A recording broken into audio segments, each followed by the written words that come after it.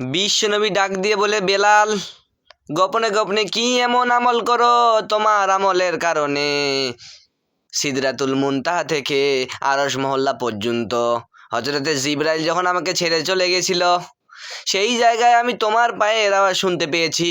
বেলাল, কি এমন আমল করো? হযরতে বেলাল বললেন, ইয়া রাসূলুল্লাহ, আপনি তো আমার আগে পিছের সমস্ত আমল জানেন। আমার পার্সোনাল আমল এতটুকু যে আমি যখন উজু করি, নতুন উজু করার সঙ্গে সঙ্গে তাহিয়াতুল উজুর 2 রাকাত নামাজ আদায় করে নেই। বিশ্বনবী বললেন, বেলাল, তুমি এ আমলটা ছেড়ো না, কারণ এই আমলের কারণে আমি সিদরাতুল মুনতাহায় তোমার পায়ের আওয়াজ শুনতে পেয়েছি রে বেলাল।